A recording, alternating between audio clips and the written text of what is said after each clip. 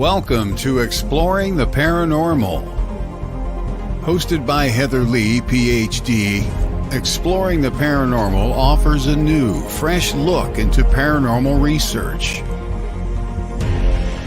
Join Heather as she discusses some of the many haunted locations worldwide, discusses why these locations are haunted, hear from paranormal researchers about their personal experiences at these locations.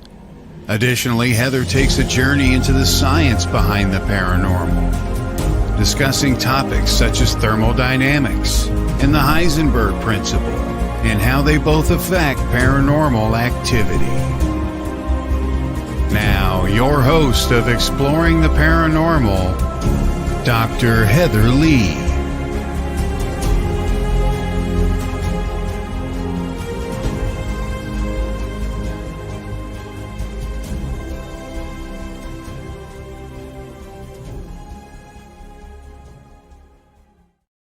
Good morning, everyone. I am super excited to be here this Tuesday morning with you all. I am super excited. My guest later on today, he will be joining us in about 30 minutes. RezNeck, amazing guy. Looking forward to chatting with him and learning more about his paranormal experiences and what he does in the field. And a little side note is he's a tattoo artist, so I have tons of questions for him on that as well. But before we get started, I do want to do a quick shout out. I've just gotten a new sponsor for my show. It's Omni Interactions, and this is the company where you can work from home and get your life back. Perfect for a paranormal researcher. The company works, all employees are 100% remote. They're looking for US-based customer service representatives to support their Fortune 500 clients. Like I said, it's an amazing company. I will be sharing more information about them throughout the show. But if you want to learn more about them, you can visit my page probably tomorrow, because it's not up there yet, heatherleighphd.com under Exploring the Paranormal tab. Or you can go to getgig.life/paranormal and get all the information there and apply for a position as well. But like I said, we'll talk more about them later, and I will show you guys exactly why they are the perfect company for a paranormal researcher looking to spend more time in the field. But until then, for those of you who are new joining the show, my name is Dr. Heather Leigh. I have a PhD in paranormal science from the from the Institute of Metaphysical and Humanistic Studies. I've been a researcher for more than 30 years. Leading up to what I do now, I kind of was behind the scenes. I did a lot of background work, research, helped a lot of different tour companies do their research, and just like I said, I was behind the scenes. So I really wasn't out and exposed, but now you guys, you have me hosting this show, as well as now I'm an author, lecturer. I continue to do paranormal research, and I also do educational classes and teach new paranormal investigators what to do and what to expect from the field. Also, for those of you who are new again, or those of you who might have missed a previous show, Haunted Southern Nevada Ghost Towns has been available for about 6 months now. It is on the History Press, Arcadia Publishing. You can find it at Amazon, Barnes & Noble, Walgreens out in Vegas has them, or you can just do a random search, Haunted Southern Nevada Ghost Towns by Heather Leigh, PhD, and you'll find a whole bunch of different locations. I've also been told, a friend of mine in Texas, he went to his local bookstore and ordered it. So you can do that. Ghosts of the Vegas Valley. I have been waiting forever for this one to come out. I'm super excited. Here is the book. This one actually releases Monday. You can pre-order it at Arcadia Publishing, or you can pre-order it on Amazon. I think is now taking orders, as well as Monday. You can find it at your local Walgreens stores. I think Target and Walmart in Vegas will also be having them, as well as the local Barnes & Noble stores in the Henderson and Vegas area. And one thing real quick, before I continue, this book was a lot of fun to write. Not only did I live out in the Vegas area, but this covers all the mob hits, different, the history of Las Vegas. You talk about the spirits of Bugsy Siegel, different gambling ghosts that you've come across. And of course, as anyone knows, Las Vegas is full of tragedy. So there's a lot of things that happen that continues to fuel paranormal activity, that has put an imprint on it. The one thing I wish is that I had when Lake Mead, you guys know, is all, losing water and all these bodies are showing up. This book was finished before all of that happened. And one of the bodies that they had uncovered in the lake is actually a story in here from Circus about a missing person who was thought to have believed to have been part of a mob hit. And it was interesting enough that body was found in Lake Mead in one of the barrels. And I just wish they had found it, or my deadline was longer, because I would have included that in the book. So it's very interesting. So if you love mob stories, historical stories, and my friend Sean Whittington, Reverend Sean Whittington, he's an amazing guy. He is an exorcist out in Vegas. I've referred to him several times, and his humor truly does come out in the foreword that he wrote. So quick shout out to Reverend Sean Whittington. I love you, buddy. Thank you for writing that. And I'm super excited to start sharing this book with everybody on Monday. So moving on real quick, a few other things. I hate to take up too much time talking about all the things that I have planned, but I want to make sure that you guys are all knowing what's going on.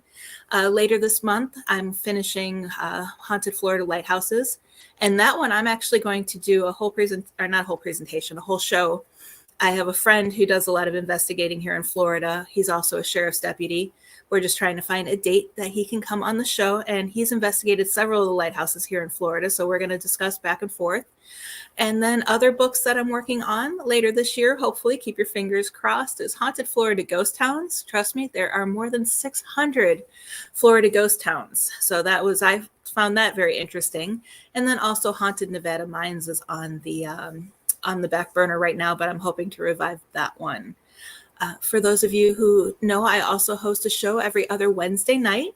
My producer Todd was on it last week. Our next show will be on February 15th. And I will be joined by the haunted librarian, Lisa. She is going to be doing a full presentation on true crime hauntings and how crime and such things as murder can fuel paranormal activity and also create psychic imprints on the environment. I wish I had more information on it, but we've put it on hold just a little bit. But Witches Paranormal Society is getting to relaunch again. My friend Marissa, who's known as the Sin City Witch, she's going to be on the show as well later this year.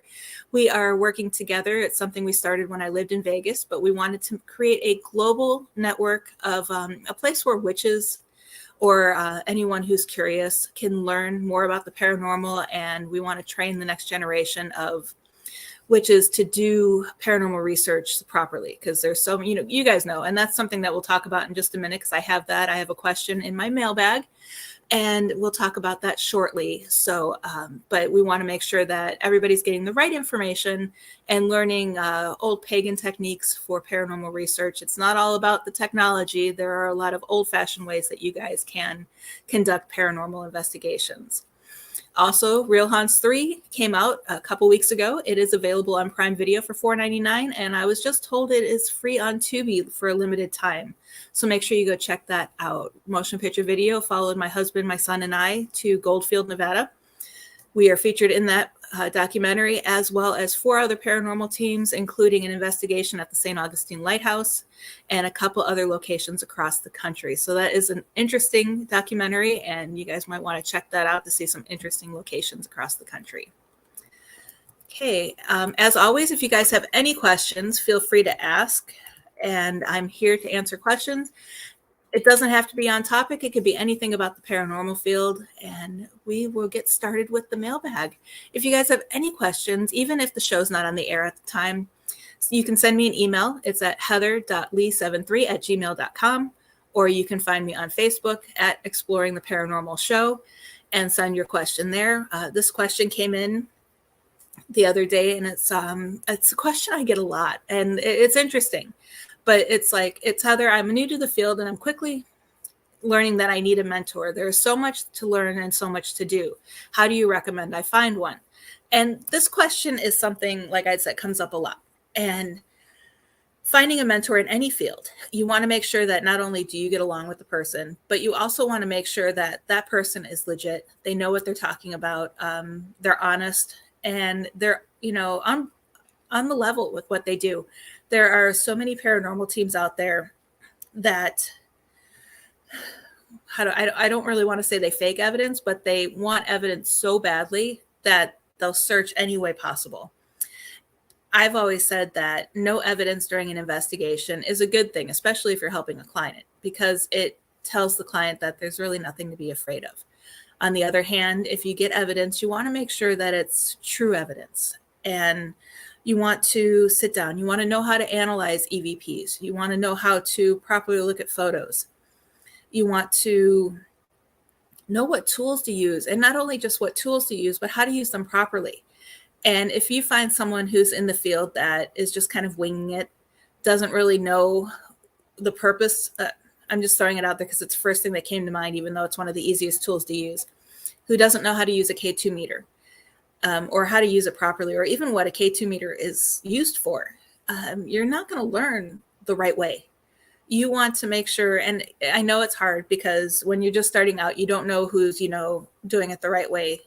So the best way to do it is I always suggest, you don't really want to stick to watching paranormal TV, even though that is a great place to get information. You just got to keep in mind that that is for entertainment. So you kind of got to weed through the entertainment value and dig down to the true science behind their investigations. You want to also reach out to different, local paranormal teams. But when you're joining those teams, you want to make sure that they're willing to teach you. They're not being secretive.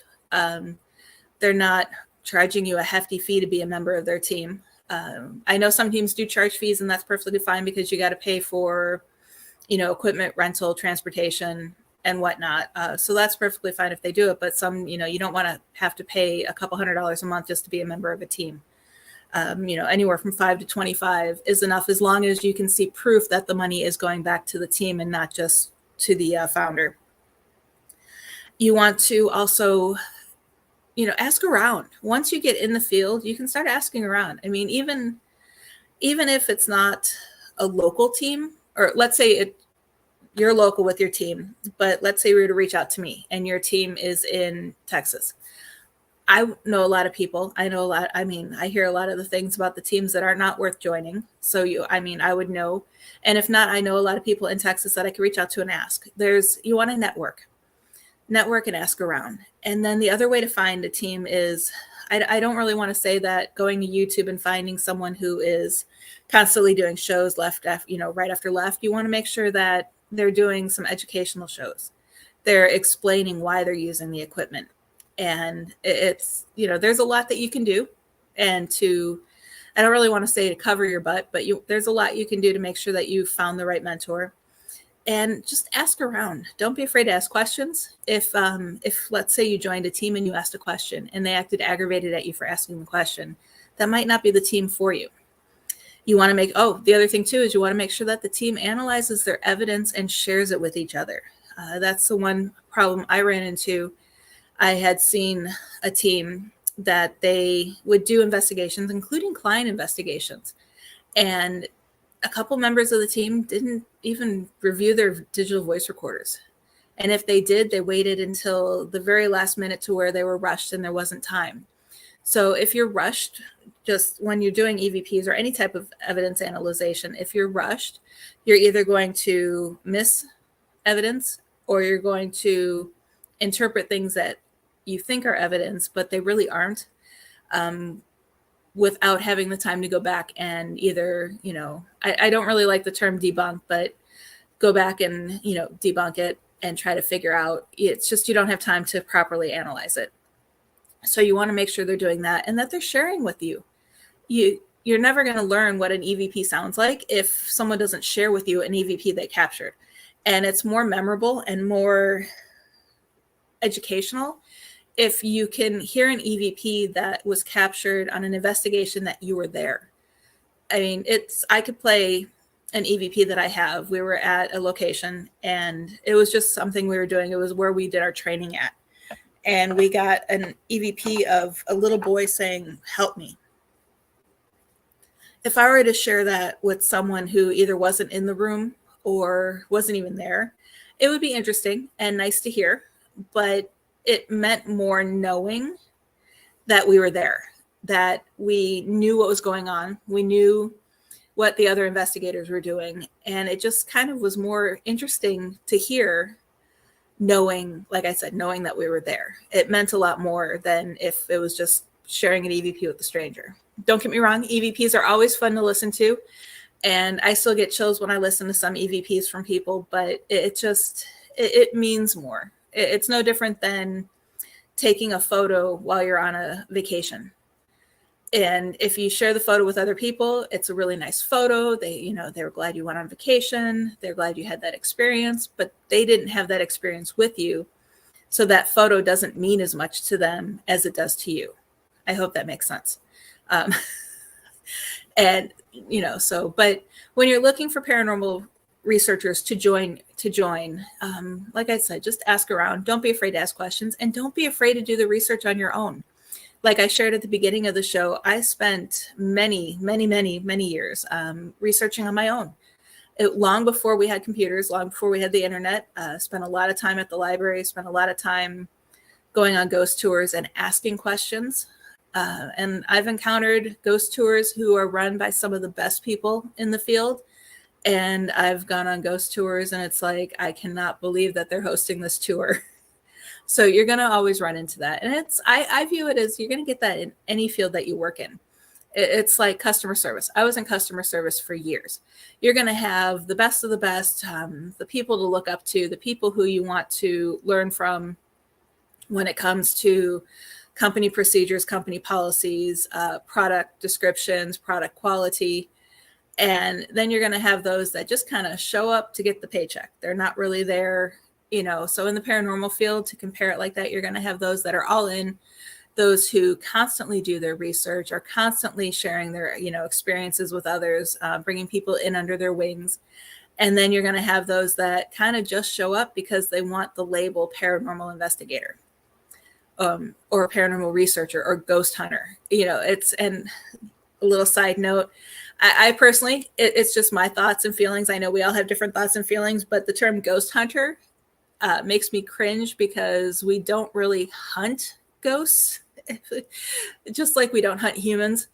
We do research and we investigate and we try to get to know them better. So, I mean, even though I know the term is very popular and I've been called a ghost hunter, for me, it's just not a personal preference, which is why you guys always hear me say paranormal investigator or paranormal researcher.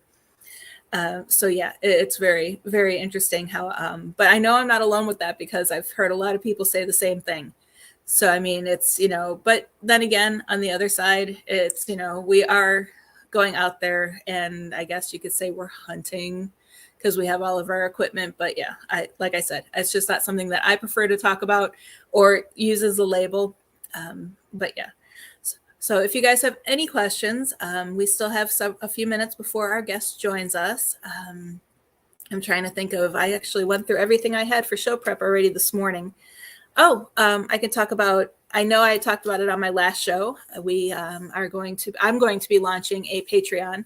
I'm still trying to work out the different tiers and levels because I want to have it set up. I have so many ideas for it, but we are planning on when I get it up, we're going to set it up similar to a book club where those who are Patreon supporters get to join in and see chapters of my books before they get released, have opportunities to win copies of the books ahead of time. We'll be doing Christmas gifts depending on how long you've been a supporter. And also I want to set up a tier where we do guided meditation. And then also I'm thinking on lumping in my shamanic life coaching, because for those of you who don't know, I am a certified shamanic life coach. I do have it set up right now through iMystic University. It's, I think it's only $25 a month, where you get support from me to help you out and, develop. And I do it all through crafts, meditation, herbal instruction, oil blends, and all of that. So stay tuned for that. I kind of delayed it because I wanted to make sure that I had it perfect for everyone before we launched it. But my husband and I are working on that. So hopefully, actually my son's helping me with that too. So hopefully we get that going very soon. And I can let you all know about that, hopefully either on the next show or the show after that. So good morning. Thank you for joining us. If you guys have any questions at all, please feel free to ask. Real quick, I'm going to, while we wait for the next few minutes for my guest to join, let me just talk about him for a little bit. He is RezNeck. He is an ink therapist and paranormal investigator. I absolutely love that. So definitely, if you guys have any questions about tattoos or the paranormal field, feel free to ask him when he's on. He is the father of 7 and grandfather of 6. And what I found interesting is when I read his bio, I saw his photo first and I just didn't see that he was that old. So I'm going to have to, it's interesting things you don't know about people just from looking at a photo. But he's an enrolled member of the Stockbridge Munsee tribe. He was born and raised in the Chicagoland area and now hails from the Indian Reservation, the Stockbridge Munsee Indian Reservation. He spends his days running his small business, and at nights he does ink therapy and studies all things paranormal. He's trying to better understand and control his gifts, and over the years he's experienced paranormal activity on several occasions, including living in a haunted house as a child, seeing shadow people at church, and his most experience of the passing of his next door neighbor. An interesting fact about him is he is a tattoo artist, and that is, I do definitely have a lot of questions for him on that one. It's one of those where it's a shame he lives so far away because I'm actually looking for a tattoo artist. His most memorable encounter, and he says he remembers this as of yesterday, so I don't want to talk too much about it because I'm going to be asking him about his encounter. But he had said that just as somebody had dropped him off in the middle, or he was relaxing watching TV, and out of nowhere he was frozen to the bone as if someone had dropped him in the middle of a giant ice block. He remembers being frustrated and jumped out of his skin. So basically, I'm going to leave that there as kind of a little cliffhanger to see what he has to say about that. But it's very interesting, and looking forward to him talking about that experience. So again, I am glad you guys are all here, and I am happy. I'm happy to have you guys here, and I am so looking forward to what the show has coming forward. And like I said, if you guys have any questions, even though I don't have time to do one-on-one mentoring, because going back to the mentoring, I am always here to answer questions. You can either pop on the show and ask questions. You can go to Exploring the Paranormal Show on Facebook, or even Dr. Heather Leigh on Facebook. I have a website, heatherleighphd.com, where you can find all the blogs I've written. There's several. I'm actually in the process of moving my blogs over from Blogger to my website now. So you guys I think I have it set, because I'm also editing and updating them. So it's taking me a little bit longer than I expected, but I have it set to publish one a day. And I think I'm already all the way through March. So it's nice. You guys are going to have everything from the blogs that I write. I just write whatever comes to mind, and you have everything from, herbal magic remedies, not remedies, but herbal bath bags and all of that. You have 13 EVP questions to ask during X, Y, and Z. And basically what that is it's 13 EVP questions to ask when you're investigating a cemetery. Then the next one is when you're investigating a haunted hotel. So it's kind of interesting there. 13 out of the box EVP questions to ask. I discuss a lot of, I call it my ghost town adventures, I think is what they were called. And I talk about, that one's based off of my last book. And I talk about all the different locations and include several photos from the investigations and the documentary that we filmed, Real Haunts, Ghost Towns. And it's just an interesting place. And then I also talk about different things like fear of dolls, where that comes from, the top 10 most haunted objects in the world, 10 haunted locations in Florida, or the top 10, haunted locations in Chicago. A lot of interesting things there. It's one of those that might not be of interest to you, but I have fun writing it, and that's my way of sharing my experiences. And if you guys are out there and you have years of experience, the one thing I need to share with you is, if someone is looking for a mentor, don't shun them away. The one thing I absolutely hate is I knew someone, and I've even encountered it, but not as abrupt as this. At least my person was polite about it, but someone had reached out to someone who had written a book. Actually, I think they've written several books, and asked a whole bunch of questions, and they were chit-chatting back and forth, but then they had asked a question that I guess was covered in a book. And the person said, well, if you want to know more about that, buy my book. And when I heard that, I just cringed. It's like, why can't you just share your knowledge? If you share the little bit of knowledge you have, the chances, if you've written a book, the chances of that person wanting to buy your book and read more, it is greater, because they're interested in you. They're interested in your stories. So don't shoo people away. Take the time to, you don't really have to take them under your wing, but at least take the time to talk to them, point them in the right direction, help them if they're doing it wrong. You can also recommend, like right now, I have my paranormal team, and we don't really accept anybody new to the group because it's just the three of us. But I know groups in Florida that I could point someone to that would be reputable. So don't hoard your evidence. Don't hoard your knowledge. It's one thing. I know another term that I have trouble with is paraunity. And it's mostly because everybody has a different definition of paraunity. So my definition of paraunity is that once you've vetted a team or an investigator or researcher or ghost hunter, then it's okay. You should support them. You should share your evidence with them. They should share their evidence with you. We need to work together in this field. But a lot of people I've come across, they've actually ruined the term for me. They think the term paraunity means you need to support me because I'm a paranormal investigator. And for me, it's no, I really don't. I support you in the aspect of once you show me, you know what you're doing. It's just because you're a paranormal investigator or you have a team or you have a YouTube show, it doesn't mean that I automatically have to jump on board and support you. I'm going to support you once you show me that you're desirable of my support. Once you show me that you don't fake evidence, once you show that you're willing to teach others and that you're not just in it for selfish reasons, because a lot of the people that I've encountered that promote paraunity, that promote it in the wrong way, they use it as if you don't support me, then I'm going to badmouth you. And they don't give you any chance to understand more why you need to support them. So, and with that said, I am going to look at my notes real quick, and we are getting close to coming up on a commercial break, and my guest should be joining us on the other side of that commercial break. So we are about to take that break, and when we return, I will be joined with my guest, RezNeck, for an open discussion about all of his experiences and the paranormal field. So make sure you get your questions ready, and you are here to join us when he comes on.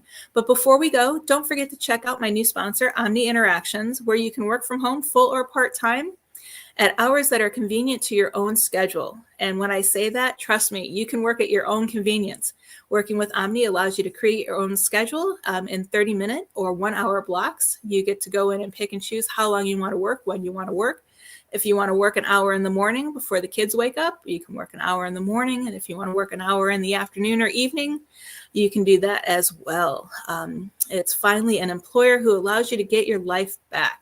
And for more information on that, you can find them tomorrow on my website at heatherleighphd.com. And they should be sending me a video, so hopefully we get that video up there as well. And then also you can go to their website, getgig.life/paranormal. And when you talk to them, make sure you let them know that Dr. Heather Leigh from Exploring the Paranormal sent you. And I am so excited. Sorry, I was reading the comments or the private chat. So my guest has not arrived yet, but we are still going to take a quick break, and hopefully he will be here by the time we come back. If not, I will continue talking as I always do, hopefully giving you guys the information and advice that you need about the paranormal field. So we will be back in just one moment.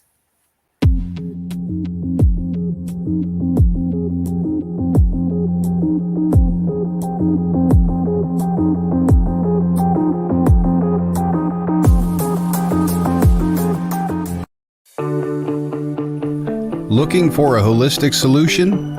Look no further than LimestreetWellness.com. Lime Street Wellness is a full-service Reiki therapy center offering in-person and distant Reiki sessions. Additionally, Lime Street Wellness is committed to helping clients co-create healthier outcomes with hypnosis, QHHT, and intuitive advice.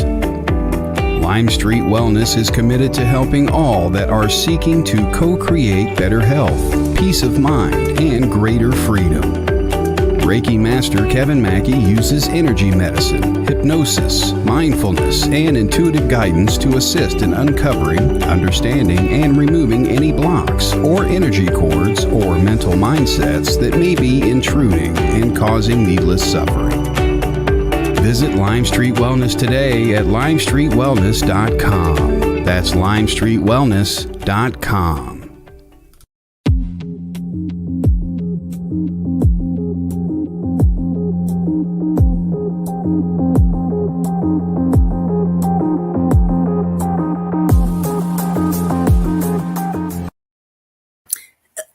Excuse me. Hello, everyone, and welcome back to Exploring the Paranormal. My guest is a little late, so we are going to chat for just a little bit while we wait for him to join us.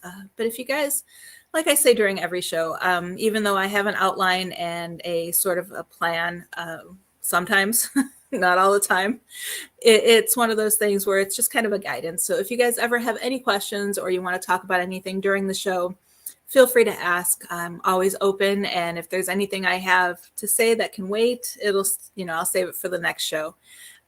So yeah, if you guys, again, if you have any questions, feel free to ask. And while we're waiting for my guy, I'm trying to think of topics. If you guys knew what my brain looked like on the inside, you guys would kind of laugh at me because it's going 100 miles an hour. I'm trying to think of the meme that someone referred to it as. Someone referred my brain as to having a whole bunch of windows open on the computer at one time. And that's truly, truly how I feel. So it's like trying to sort through all the different topics that I want to talk about. But I am just super excited, you guys. This year is going to be absolutely amazing, as you can tell. So many things planned. I'm working with my agent as well, and we're going to be doing a college lecture series, as well as I've partnered with Flumeri Promotions to do a series of events with them. And now that I'm almost fully recovered from my knee surgery, you guys will be seeing a lot more of me out there. And I've also, just to remind him, I've also floated a few ideas to Todd, who's the producer of WLTK DB Radio. So hopefully he can get some of those going as well. And you guys, this is, all around for the paranormal field, this is going to be an amazing year. I've seen a lot of reputable people share amazing events that they're doing. I know there's one group out there doing events for wounded warriors, and then also first responder events where they're setting up paranormal events and offering it to first responders for free to experience the paranormal field.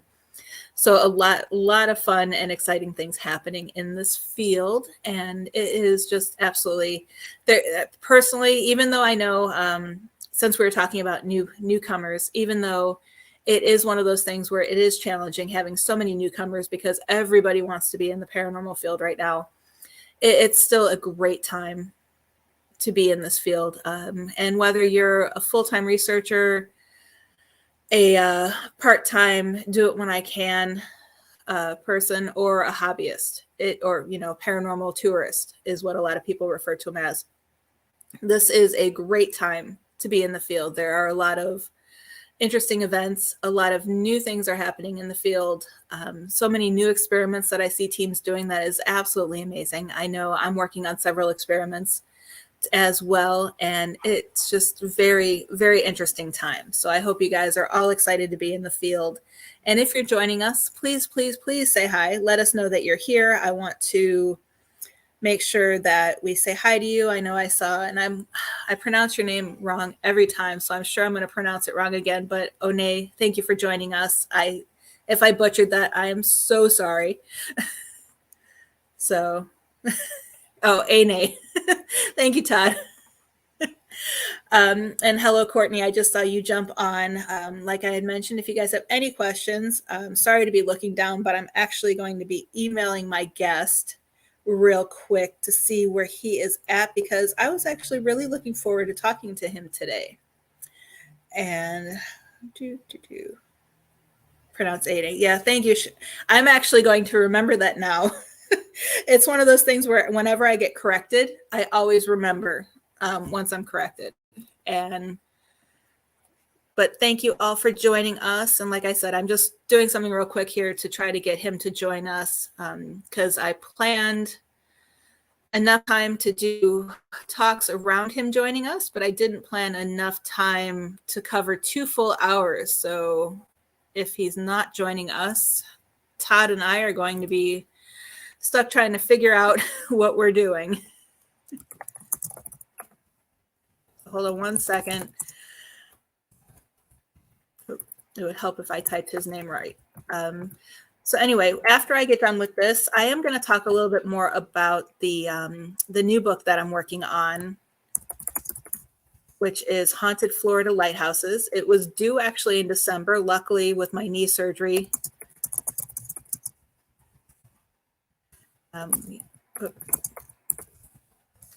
okay. So they gave me an extension. So I'm actually doing stuff right now with that. And what I am super excited about that book is, for those of you who don't know, I did just recently move to Florida. That's why you see the 2 books that I wrote about Nevada, and now I'm switching to Florida. Absolutely amazing lighthouses. I'm discovering, I used to live here beforehand, so I already had a lot of the research done, which is why we chose that topic. You have the Key West Lighthouse, Pensacola Lighthouse. There's a lot of lighthouses that aren't the type that you can climb up to. They're just the metal structure with the light at the top. And then you, of course, have your lighthouse keeper's home. And those are also included in the book. They are just as haunted as anywhere else, because Florida, people don't realize Florida had a lot of, I don't really want to say devastation and destruction, but it experienced a lot of things. Of course, you have the hurricanes. And back in the day, there was no notice that a hurricane was coming. You had, the local Indian tribes and the conflicts with the new settlers. You had parts of the Civil War were fought here, especially with the Navy. And there were lighthouses that were affected drastically by Civil War, whether it was, if it was, a lot of lighthouses were occupied by Northern troops. And then you had the Southern Confederate soldiers. And it was one of those things where it was constantly, if the lighthouses would change hands. So you would have, this lighthouse was, occupied by Union troops and then attacked by Confederate soldiers, and the Confederate took over. So it was a lot of back and forth battles on these lands.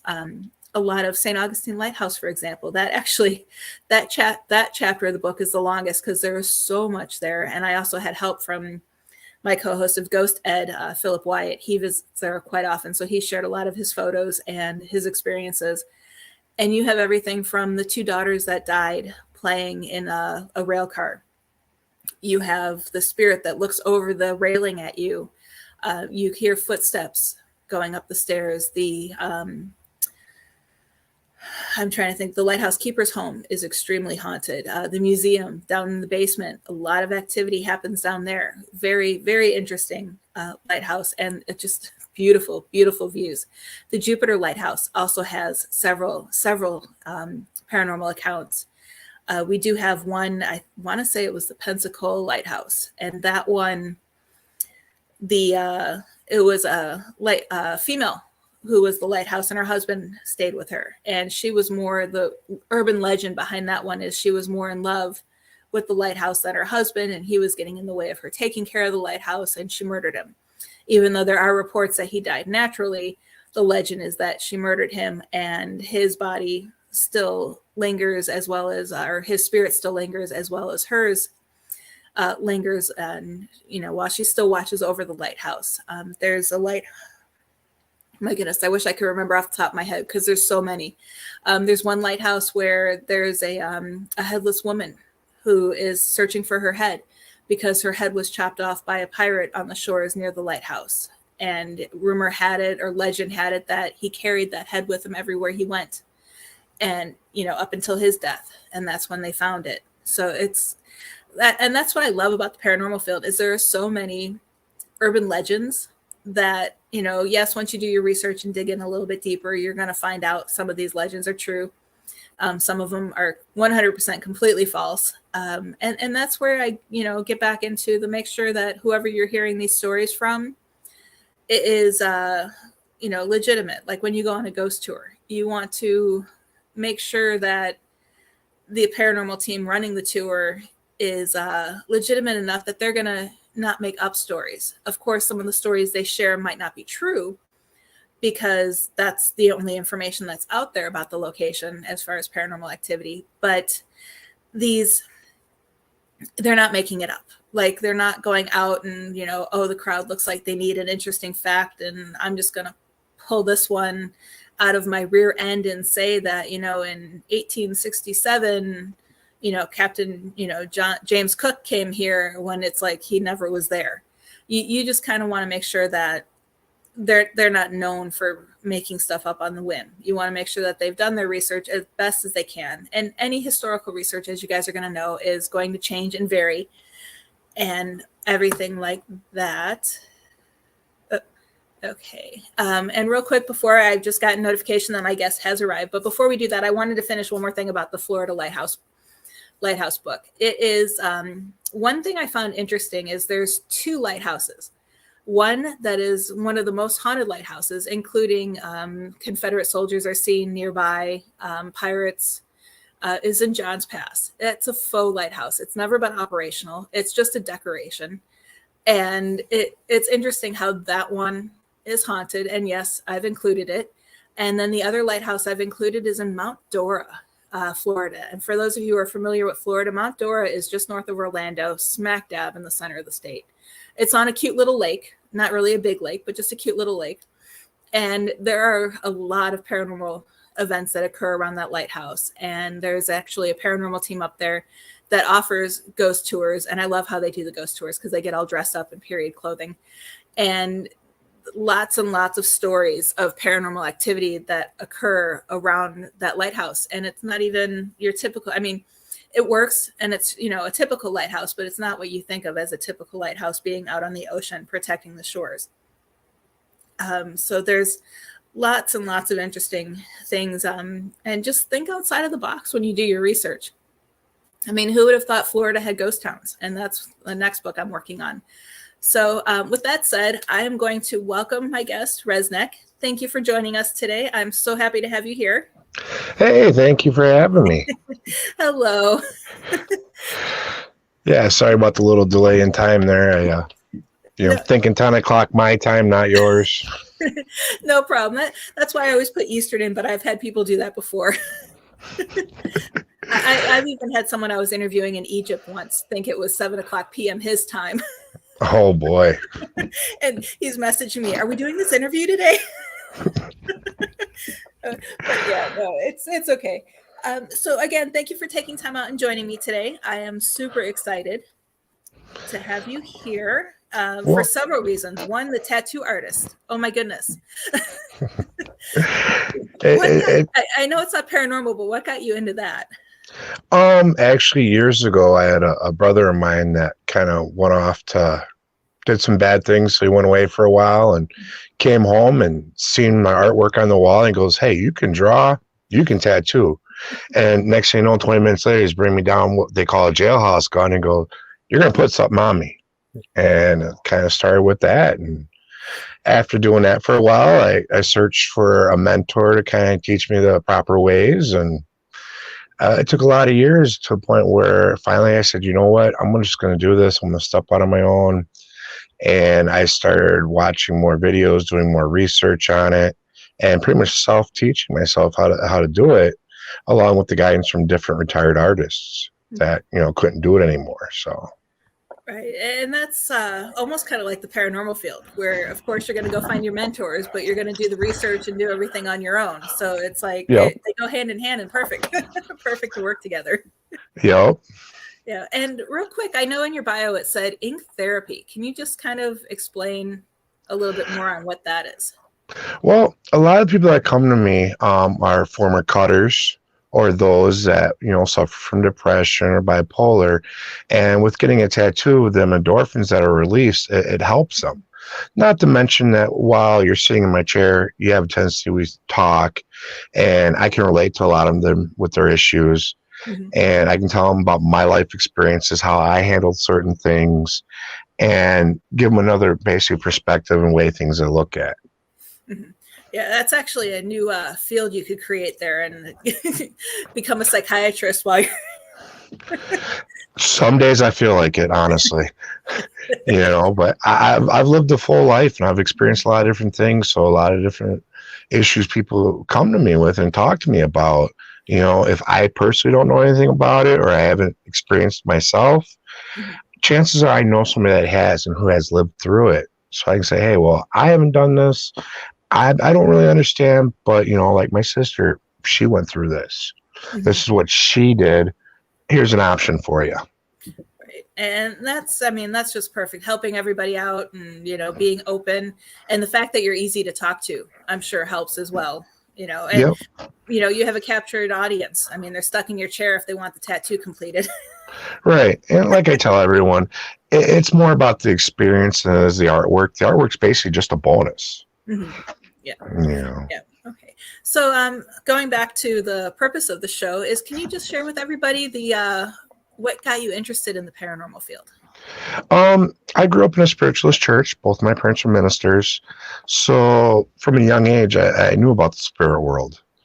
Oh, hold on one second here. No problem. Sorry about that. That was my alarm for you to jump on early. So, yeah. But yeah, growing up in the spiritualist religion, knowing about the spirit world and everything else, from a young age, I've always been interested into it. And when it came time after watching these shows for years and kind of just shaking my head at some of the guys on there going, I want to join a team. I want to, reach out to this. And, it's something I enjoy. It's a passion of mine. And that's why I stepped up and contacted Barnaby over at CAPS because I'd known him for a long time. I figured if I was going to join a team, I might as well join someone that I know, that I can trust, that's going to take it seriously. It's not just a joke and a show to them. Yeah, and it's interesting that you talk about that because the whole first half of my show, I had talked about how to find a reputable team to join. So, so it's interesting how it all falls hand in hand. Yep, hey, that's spirit working with us. Exactly. And I know I had started talking a little bit about your first experience, but I wanted to, or your most memorable experience, I wanted to leave that up to you so that way you could share the passion behind the experience with the audience. Yeah, well, I've had plenty of experiences, but the one that's on my bio, I was sitting here in bed one night, actually it was the afternoon, to be honest with you, and watching some wrestling, doing what guys do, and ended up getting a cold chill, like someone dropped me right into the middle of Lake Michigan in the middle of wintertime. And I jumped up and I said, basically, get the F off me. And all of a sudden, I was back to normal temperature. And that kind of took me out for a minute. And I got up to go in the kitchen to grab a soda. And I look outside, and my neighbors are all outside in the driveway crying. And I'm like, well, what's going on? And here to find out, my neighbor had just passed away minutes prior, which lines up with the timeline on when I had got that frozen chill. And I kind of took it as, me being pretty much the brightest light around because I do vibrate a little bit higher than a lot of other people. And being open to the spirit world, he kind of came over saying, hey, keep an eye on them for me, And that's it. Really, it was such a bone chilling cold that it was one of the strongest that I've ever had. Yeah, that's giving me goosebumps right now. So I'm like completely just lost my train of thought there because I was so into your story. You are a member of the Stockbridge Munsee tribe. Yes, I am. Yeah. Okay. Last of the Mohicans. I know most tribes like that are very open to spiritual, at least the people I've talked to, spiritual activity. What is the consensus where you're at right now regarding paranormal activity and spiritual guidance? It's pretty much open. There's been times over the years where I've had other tribal members, friends of mine, actually call me in and say, well, we've been seeing a shadow here, or we've been seeing this there, and ask me basically to come in with medicine and smudge the house and basically cleanse, clear, and help those that are there to kind of move on. Okay. And when it comes to investigating, I know one of the hurdles that I have to get over is because I practice old world pagan rituals, is people accepting what I do. Right. How do you feel clients feel about you being a part of the team? Haven't had any issues as far as I know. It's never been brought to my attention. I come in with an open mind, and I come in to basically help as much as I can, along with observe and document. And that's really good, because I know I've encountered so many things from, I mean, it was one of those, I kept it to myself just because that's how I was raised. It's like, people, especially I was raised in a very Catholic community. So Okay. it was one of those things where, I didn't tell members of my team, but the founder of the team knew. And there was a case that came out where it was the daughter was practicing and dabbling in witchcraft. So he wanted me to lead the investigation. And it once it came out why I was leading the investigation, half the team members didn't speak to me anymore. Oh, that's rough. That's rough. Yeah, it is. And it's, it's always interesting to find. And I'm glad that you haven't had any encounters like that. But I think being in the area you're in, they're probably more open to it. Yeah. There's a lot of native areas up in Wisconsin here, a lot of reservations. And it seems like, over the years, a lot of people have taken more to the acceptance of the native culture. Mm-hmm. So it's a shame what happened to you. We all bring our tricks and tools to the table, and we have to be able to use them and be accepted for them. Right. And I always tell people, it's like, even though I was originally started being raised as Roman Catholic, I wouldn't go into a Roman Catholic home and, with a pendulum and, and Right. crystals, I would want someone who is still of that faith to go in and help. I will be there to help, but I would want someone leading it that would be able, just like I wouldn't expect a Catholic priest to come in and do an exorcism in my home. That's Right. just not going to work. No, and with me, I try blending a lot of the tools I've learned through spiritualism, along with the tools I've learned from, being Native American, and the walk that thin line there. Sometimes it can be tough, but in the long run, it helps those that are there. Mm-hmm. Yep. And that's the whole purpose that we're here is, I mean, I know right now my main purpose is to help grow the field. But Yep. we're also here to help, and to grow the field is to make people not be afraid. Exactly. They got to realize there's really nothing to fear out there except for fear itself. Right. And most of these spirits out there just looking for acknowledgement. Mm-hmm. Some of them might have been wronged in life and they want their story told. Others are just saying, hey, I'm still here. I'm still looking over you.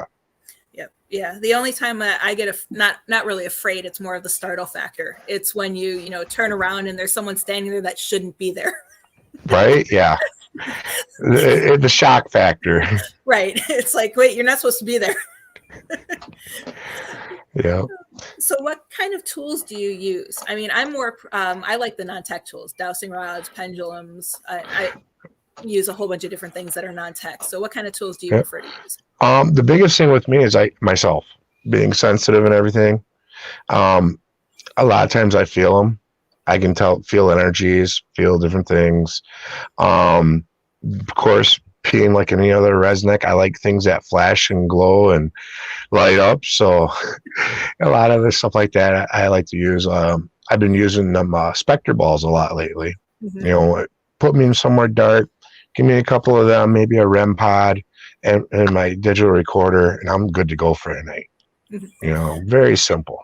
Yep. Yeah. What you need to try doing, I don't know if you've heard any of my previous shows, but I use fidget spinners. Okay. And I ordered fidget spinners that light up. All right. That's a good idea. And they're a lot of fun. I mean, you could tell the spirit, spin the green one for yes, the red one for no. Or, if you're here, spin the blue one over there. Nice. I'm going to have to try that. Yeah. I think it was like $12 for 6 of them. But you can get the standard ones, fairly cheap. But I went high tech with my fidget spinners. Got to do what you got to do. Right, and I like it because you can set them up in a hallway and put a camera on them, and let them go. Yeah. Okay, so Ane wants to know, when can I get some ink work? Contact me on Facebook, RezNeck Inc. or RezNeckInc@gmail.com, and we'll put something together. Sorry, and it's Ane. I promised her I would pronounce it correctly the second time I said it, but yeah. Now, is that Annie from the station here? Yes. Yes. Oh, hey, Annie. I sent you an email last week about one of our readings that you gave me. So hit me up. And that's what I love about this station is we all support each other, and we're all here, and it's great. Oh yeah, I promote the station at work. You know, I work in a gas station, or I'm on second shift, so a lot of times everyone's shows I might not catch them live, but they're playing in the background, and I catch when I can. And customers coming out, well, what are you listening to today? You know, I'm like, oh, here, check this out. Right, exactly. And I have it playing in the background, and just half the time, like you said, I don't even really pay close attention to it because we're busy with our daily lives. But it's the I guess I would say the hits from people listening to it. Yep, there's things that just pop out and resonate with you. You don't even have to be listening 100%, but all of a sudden you hear something, you perk right up and you go, hey, that makes sense. Right. Yep. Yeah. I could just see you doing a tattoo and be like, wait, hold on. Yep. Hey, I've had it happen.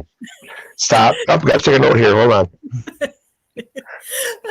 Yeah, you're like me, probably with notebooks everywhere. I got one right in front of me here, so I don't forget to talk about a few things today. Yeah, she says, you sent an email. Okay, I'll check it out. Talk to you soon. Looking forward to it. So I actually grew up not too far probably from where you're at, up in Woodstock, Illinois. Okay. Actually, I used to go out to Woodstock quite a bit when I was younger. Okay. I'm actually from the Chicagoland area originally. Okay. So, yeah, I know exactly. I miss it, but I don't miss the cold air or the snow. I'm in Florida now. Oh, lovely. I know we've been in the 80s. Yeah. Well, we had a heat wave, it warmed up like 60-some degrees overnight. Yes. So I was listening to thunderstorms last night and rain coming down with snow still being here. Yeah, we need rain. We haven't had rain in a while. It's our dry season. But up by where you're at, I know in Woodstock, one of my favorite haunted locations was, of course, the Woodstock Opera House. And then we had legends of the Devil House in Bow Valley. What are some haunted locations that are your favorites up by where you're at? I really don't have many favorites. Trying to find time to get out and explore is hard, between investigating with the team and then also doing Bigfoot research and investigations. To get out personally to check out some of these hot spots, it's hard. There's a list of places I do want to go. I wouldn't mind checking out like the asylum over in Sheboygan. And then one of the things on my bucket list is definitely Old Joliet Prison down in Illinois. That place is fun. Yeah, I can imagine. I've had family actually that's done time there. So to hear their stories and to go back and see if I can validate them. Yeah, that would be interesting because I went to school at Illinois State and we took a drive up there. Okay. And it was really, really, really interesting and a lot of fun. And what made it more, I'm a big fan of Prison Break. Yep. And I loved that show when it first came out. Yeah. And the bald brother, he actually had paranormal experiences in the cell he was in during filming. Okay. So it was doesn't surprise me. Yeah, it was interesting to go see where all that happened. So yeah, and a lot of paranormal activity happening there. Yeah. Another great movie to think about when it comes to that is Blues Brothers. Yep. That's one of my all-time favorites. So. Yeah. And going to the places where they filmed that's a lot of fun. Yeah. Definitely a lot of fun. Yeah, my sister actually used to live right around the corner, and the house is right next to the prison there. Okay. Within like a block from the place. So I've seen that place outside for years. So I think it'd be a good thing and fun thing to get inside. Go for a lockdown without the bracelets. Exactly. A lockdown that you can get out of easily. Right. Without having to break out. Yeah, no prison breaks for me. Except for that would be an interesting experiment to facilitate a mock breakout. Just to see what kind of activity you got. Oh, I'm sure that would stir some things up. Yeah. personally, I want to get, locked down in death row for 24 hours, blindfolded, the whole works, and just see what happens. Mm-hmm. Yep. I'm sure a lot's going to happen. You never know. Might happen on one of our episodes. Right. And it's funny too, because I mean, the experiences that people have at locations, I mean, you could set up the same exact, and this is something that I talk about a lot with the Heisenberg principle, where the outcome is based upon the viewer. Yep. So you could be in a location and I could be in a location, same setup, same, situation, and your experiences would be far different than mine. Exactly. A lot of it just bases, like you said, on intent. Mm-hmm. Yep. I go, like I said, I go with an open mind everywhere. Mm-hmm. I want interaction, but I don't demand it. I'm not one saying, oh, I'm going to have interaction. Hey, I'm here. You want to talk? You want to, do something? Let's do it. Mm-hmm. If not, I'm not going to force you. Right. I tend to find myself just kind of sitting in a corner and I just start talking. I talk about myself, my day. And I just, say I'm here to talk. Right. And that's a good thing. Yep. Yeah. It shows that you're not there for, like I was talking earlier, the whole ghost hunter term kind of makes me cringe sometimes because we're not really hunting. Right. And if we go in with that hunting mentality, it's going to put the ghost on, or the spirits on the defensive. Oh yeah. That's even like in Bigfoot investigations, the Bigfoot hunters, I don't like using it. I've used it for years. Mm-hmm. I'd rather say, I'm a Bigfoot or a cryptid investigator, mm-hmm. just like I'm a paranormal investigator, because, we're not hunting anything. Right. It's not like you're grabbing your bow and arrow and heading out looking for Bigfoot. Right. Yeah, I'm not trying to cook them up tonight. I just want to have a meeting with them. Exactly. And actually, talking about Bigfoot, my son, who is, he was a junior investigator on my team, but he's 19 now. One of his theories about Bigfoot was that he's the ghost of cavemen. Okay. I can possibly see something along the lines. Which is why we don't see him I'm referring to him as like one Bigfoot in the entire country. Right. Well, I think we all do that from time to time. But yeah, so he says that's why we don't see him all the time. Yep. I personally have a little bit different theory. Mm-hmm. I'm thinking more along the lines of interdimensional and possibly alien origin. Yep. A higher being, due to the fact that, he can change dimensions. Mm-hmm. Also, there has been some stuff, recording, I believe, of telepathy. Mm-hmm. So, and that falls right in line with the whole alien thing, because, they don't talk to you during these so-called abductions. They talk to you in your mind. Mm-hmm.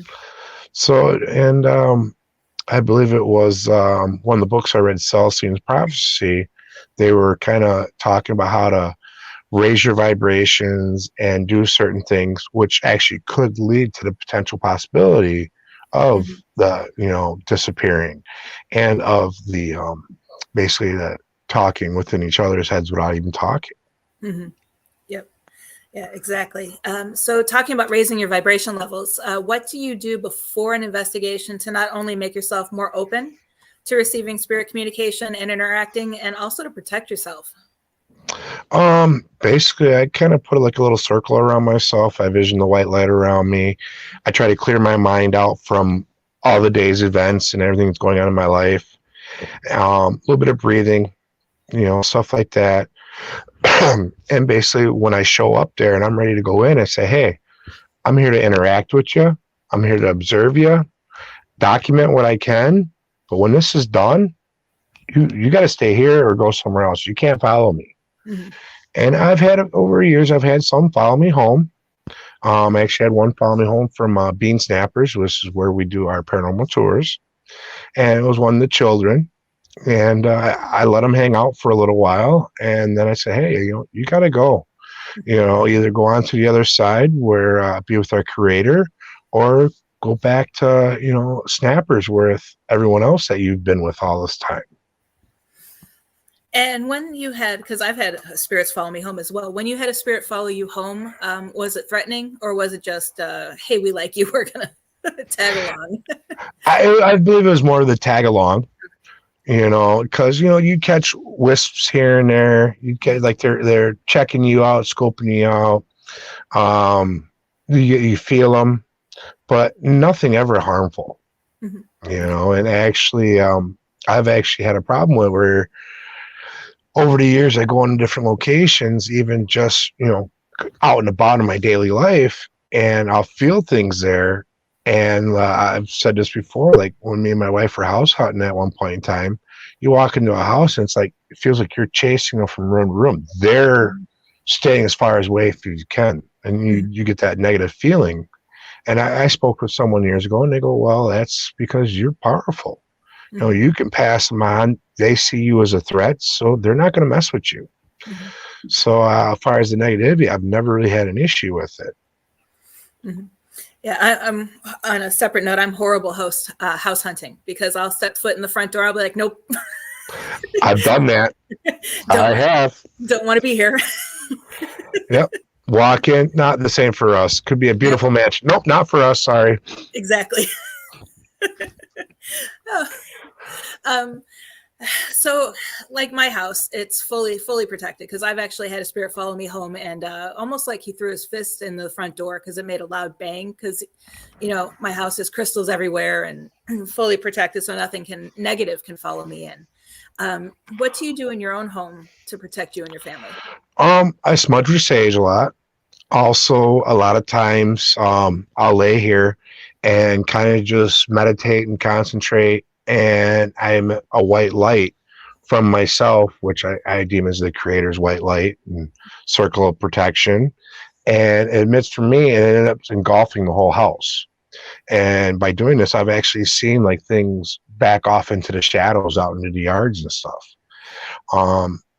Basically being positive and saying, hey, this is our sacred space. You're not welcome here unless you're of God the Father, God the Mother, a loved one that's passed on. That's it. If you're not here for good reasons, you have no reason to be here, and you're not welcome. Yeah. And I know they're rare, because that's the one thing I can't stand, is when someone's always everything's a demon. But have you ever encountered any cases that were authentically demonic, or just a butthead human that wants to cause trouble? Not at this time. I haven't crossed any demons. Actually, I've been studying some demonology over the past year. Met a great guy, good friend of mine, Jeremy Leonard, almost a full year ago now, down in Janesville at one of the metaphysical convention, and it sparked an interest in me. So I took his, demonology 101, and I've expanded that since then to doing my own reading and research on it. So just in case someday I do come across one, we have that in the tool bag to help out. Right. And that's what I love about this field, is there's always something new to learn, new experiments to try, and it's continually evolving. Oh, yeah. Just look the way science has come in the last 50 years. Can you imagine what we're going to be doing next 10 or 20 in this field? Right, exactly. And that's one of my ultimate goals, is making this a true science. And I don't want to say weeding out the wannabe ghost hunters, but making it an actual science. Yeah. Science, will prove everything. And I believe that someday through science, we'll be able to see a little more into the spirit realm and be able to prove a little more. And we won't be looked at as quacks or nut jobs for what we do. No. I have a good friend of mine that calls me Ghostbuster. It's what's listed in his phone, making wisecracks at me. But hey, it's something that I enjoy. It's helping people. So there's so many benefits to what we do. Yeah, my son calls me a quack. Even though he goes on the investigations with me, he calls me, because I'm a little bit more into it than he is. Right? Yeah. My son, he says he wants to get into it and check it out, but we'll see. Mhm. I told him, you gotta wait till he gets, at least 18 and go from there. Yeah, no, my son was curious, and we took him because we did training at just a location that we would go every month, and we'd have our team meetings, and he's like, "Can I come with?" And they let him come, and he was 15, just to Okay. test it out because it was a quiet place. It wasn't anything negative, and Yep. he fell in love with just the sitting in the dark and asking questions. Yeah. But that's as far as he goes. That must be a teenager thing, because Yeah. I remember being a teen doing the same thing. Yeah, and it's funny now that he's 18 because he never did client investigations with us. That's why my husband joined the team that I created, so that way I wasn't going alone because we weren't taking my son because he wasn't of age yet. Yeah. But now that he's 18, he doesn't want to go. He wants to do the fun investigations, as he puts it. Yeah. So I label him as a tourist. It happens. Mhm. Yeah, my wife's the type of person I'll sit home and watch all the shows, but when it talked about, joining a team or going out to see some, these haunted locations prior to joining a team, nah, I'll stay home. She's got one of her girlfriends that loves doing that stuff. She goes, yeah, you can take her. I'll wait behind. So the team you're on right now, you guys do client investigations? Yep. Okay. We do pretty much anything. Anything? Okay. Yep. And Go without ahead. revealing any, information about a client, what was the most memorable? Actually, from our live stream, we have a client that's actually a team member up in Menominee. I believe I wasn't part of this episode, but I came back for the live stream. It was Elemental, my dear, and basically there was some things going on in the house there. They're having issues. Team came out a couple of times prior to me joining. And then this past Halloween, we decided that's where we're going to do our big live stream. Mm-hmm. And I'd seen the house once before. After one of our conventions, I had helped them move some stuff back to the house. And I was drawn to it. And it's like, man, I really want to investigate this place. And I got my chance this past Halloween weekend. Mm-hmm. And it was very unique. I had one spot down in the basement where I was. I swore I would have been standing in a portal. I felt like a whirlwind around me. And, here to find out it wasn't. It was just the spirits there were swarming around me, checking me out versus being in a portal. Mm-hmm. So that was was very unique. And then after the live stream ended, we stayed and investigated. And all this stuff will probably become an episode, but we had some really cool things pop up and really present themselves afterwards. Mm-hmm. And being part of that, it gave me a lot of validation with being a sensitive, because when you hear things or you experience things, you kind of wonder, well, am I crazy? Is this, legit? And, I'd say something and all of a sudden, dowsing rods would cross, or the psychics in the room like, yeah, you're on something there. Mm-hmm. And then had a moment with the team lead a couple weeks later, and I was like, man, I really got a lot of validation on that. He goes, yeah, and without you knowing this, we had similar information come out from previous investigations there. So you were right on the ball. Mm-hmm. I was like, and kind of just blew my mind. So, and talking about psychics and mediums, how do you label, if you want to put a label on it, your spiritual abilities?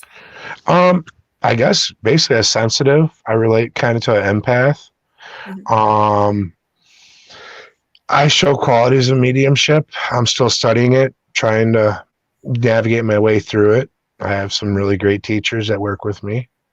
So I don't know, like I said, I just kind of keep it as a sensitive.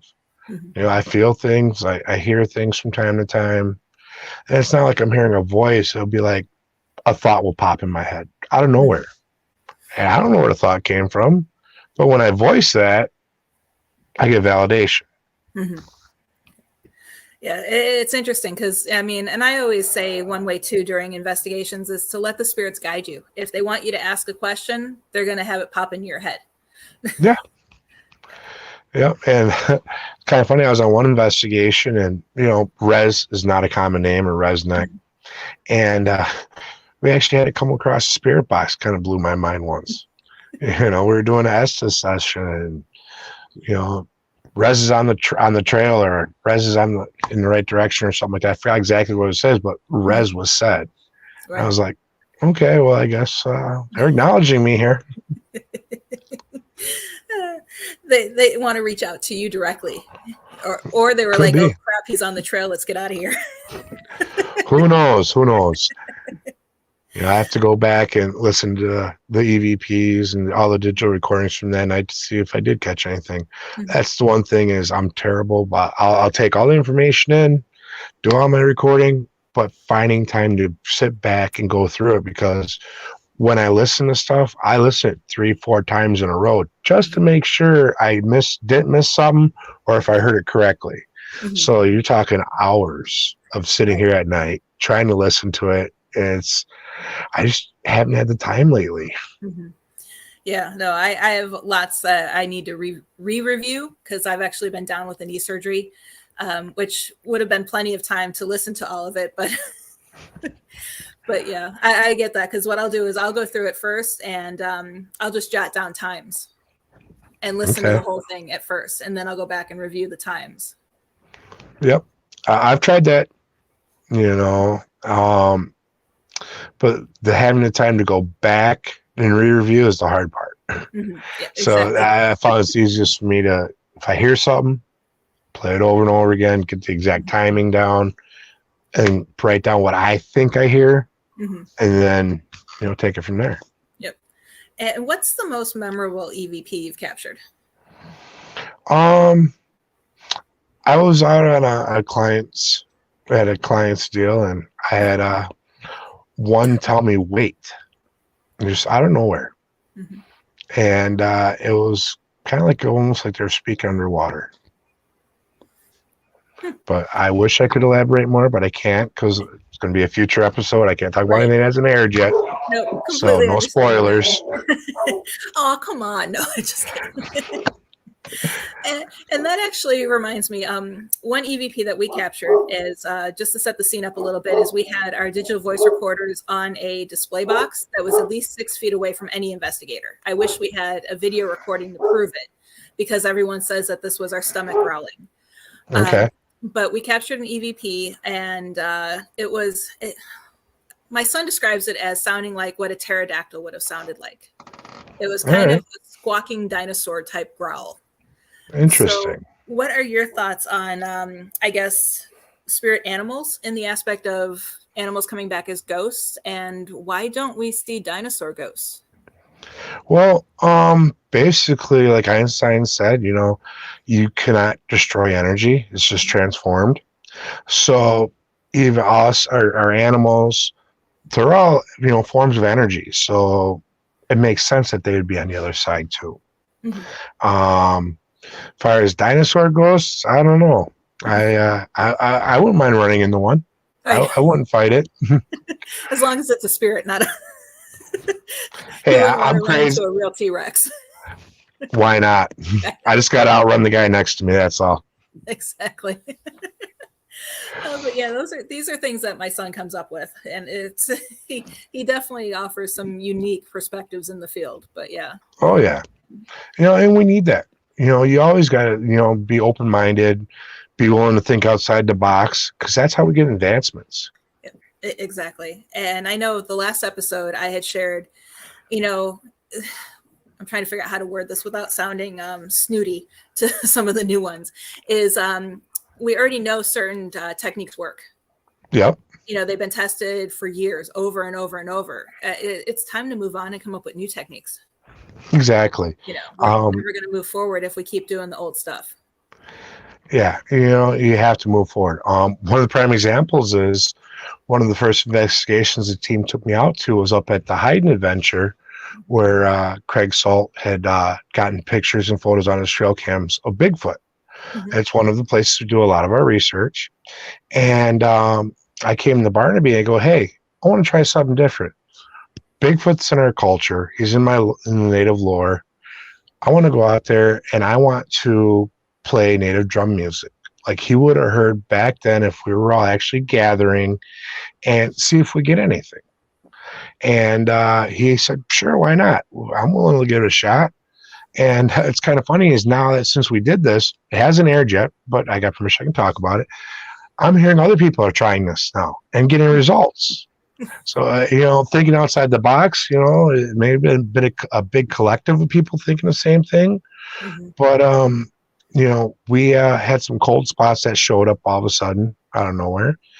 And like I mentioned Barnaby, I believe Craig was there with us in spirit, watching over to see what this new guy's doing out on his property. What's this crazy native doing? We played about 5 songs, and I was saying, hey, I'm welcoming you to come, communicate with us. We're not here to hurt you. We just want to communicate, observe you, see what's up, and go from there. Mm-hmm. Yep. And speaking of Bigfoot investigations, do you prepare differently before going out for one of those than you would a regular investigation for paranormal? Not really. Dress a little bit warmer. Anytime I go in the woods, I lay down tobacco first before I enter. I let them know, hey, I'm not here to disrespect anyone. I'm not here to harm anyone.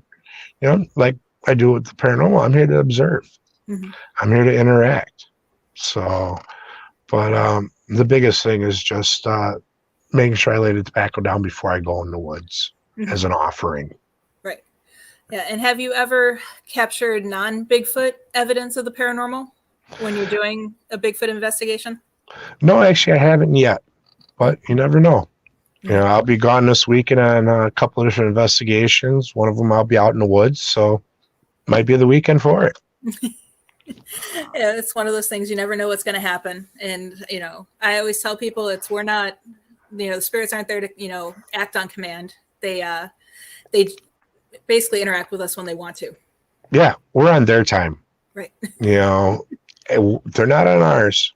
Mm-hmm. That's what kind of irritates me when you see guys out there provoking, because it's not going to get you any further than you were if you just came in and kicked it with them. Right. And just chill. Mm-hmm. Yep. All you can do is piss them off. That's it. Yep. Yeah. The only time I've ever yelled at a spirit was when I've been physically attacked, and I stood up and I treated it like it was a 2-year-old child that did something wrong. Yeah. Sometimes you have to. Yeah. I'm like, we don't do that. That's not how we treat people. Right. And the activity in the home stopped. It was like quiet. Yeah, you get the father voice out there. Stop it now! I'm done. Exactly. So, I know you had talked about playing Native American music while you were doing your Bigfoot investigations, but have you guys ever done anything along the lines of, like, if you were investigating a Civil War location, you would dress up in period attire or anything like that? I know the team, I believe, went to Gettysburg. It was prior to me joining. I don't think they did anything like that, but I'm always down to become a trigger object. Mm-hmm. So that's one of the things wanting to do prisons. I got a few things up my sleeve, so you never know what we might see. Mm-hmm. Yeah, because I know things like, the drum music. I know one person says they go to a location and they play jazz music because it was a former jazz club, and they get a lot of activity to lighten. Makes sense. Mm-hmm. That makes sense. You're giving them what they used to experience. Mm-hmm. You're connecting with them on the level that they might still be at. Right. Exactly. And shoot, my question just went in and out of my head. I hate when that happens. Oh, there it is. I know when it comes to like psychics and mediums, you want them to have as little information about where you're investigating as possible. But what are your thoughts? I mean, even though I consider myself a sensitive, I want to know the history. I want to. I like to dig into the history and all the information after I've gone. I don't want any preconceived notions of what I might run into, what it is. Sometimes that's hard when you go back and you go to the same locations more than once. Right. So it's like, I know we have a tour coming up this Sunday over at Bean Snappers, and this will be the second time I've been in there. with the team. The first time I went in was when we did our CAPS Academy meeting, and it Mhm. really wasn't an investigation. It was basically, meet the team, see if you're a good fit for the team, Mhm. and kind of listen to the history of the building. Right. And I had experiences there, like I mentioned earlier. And now I'm going back. A part of me already knows what I experienced last time, so I'm curious on what I'm going to experience this time. Mhm. So it kind of changes the outlook on the way you attack this and tackle the investigation. Right. Yeah. No, I mean, like I said, I'm a history fan anyway. So I've always wanted to, and it helps me guide my questions Yep. based. And one example that I use, I mean, because it's like, I don't think the entire team needs to go in fully researched on the property, Yep. but it's good to have one person because we were doing an investigation and the location turned out to be it was one of the first Mormon settlements in the Vegas area. Yep. And we were Okay. doing an investigation and one of the girls asked, who's the president? And over the spirit box, we got Jeff's. Okay. And she's like, no, that's not correct. The current president is X, Y, and Z. And I was like, well, wait a minute, because of the research I had done, I'm like, they might be thinking, Rulon Jeff's if it's a recent spirit, because Yep. they're taught that the, person in charge is the president. Right. There you And go. having that information helped us then guide the questions after that. And we got a whole bunch of information and stuff after that. Yeah, we have members of our team that do all the research, the historical research ahead of time. I just personally, I'd rather kind of go on as minimal information as possible. That's just my own personal thing. Mhm. But like Ma, part of the team, amazing woman. She does a lot of our research. Barb helps out with a lot of it too. Mhm. Yeah. But yeah, it's funny. Research goes a long way in being able to guide questions. And Casey wants to know, do you attend sweat lodges? I've attended a few. I'm a little overdue for one. I have my mentor and my basically one of my teachers up on the reservation that I need to get with him soon and get into a lodge. It's on my to-do list, especially with doing what we do. It's a good thing to do once in a while. Kind of get any of the extra energy that's lingering around, kind of get it off, get more in touch with your spirit side. And if your to-do list is like mine, bump that up to the top of the list, because if that was near the bottom of my list, I'd never get to it. Eventually I'll get there sometime this summer. Well, we are coming up on a quick commercial break. It's up to you if you want to stick around and we can continue talking for another half hour. You good for that? Okay, sounds good to me. Okay, well, we'll be back in just a few moments. All right.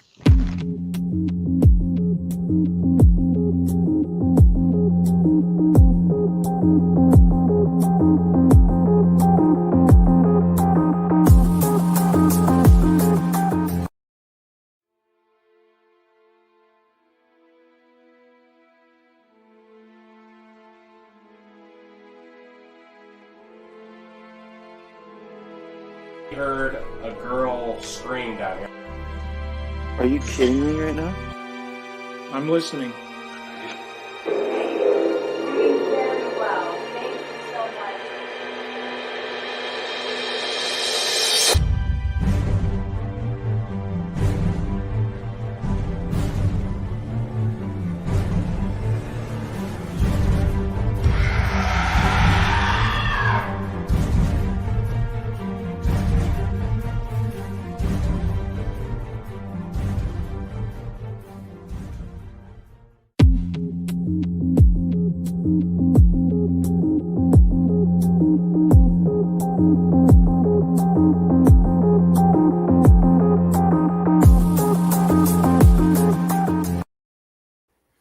Hey everyone, thank you for joining us and welcome back to Exploring the Paranormal. I am super excited to be here today and I'm joined by RezNeck, who's been an amazing guest. Thank you for joining us today.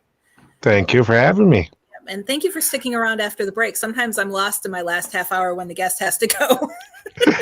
No, timing works out good. Like I mentioned before, with us being on different time frames, I thought it was going to be a little bit of a time crunch, but heck, this works out better than I planned. So No problem. And it's funny because when I was deciding on what time to do the show, I know Todd could even back me up on this, that we went back and forth a few times if I was going to start it a little later, a little earlier, because a lot of my guests were supposed to be from the Vegas area, but they're like, oh, that's 7:00 our time. but I like this time slot because it's over with and I can get on with my day. right. Me, the biggest thing with these morning shows is I'm a night owl by nature. So I work second shift. So getting up early, it's hard. Anyone that's ever known me, I'm not a morning person at all. Well, I appreciate you setting that alarm and joining me. Yep. Yeah. And I like it too, because there's not a lot of morning shows either. Because I've had some guests that are like, oh, morning show. Right.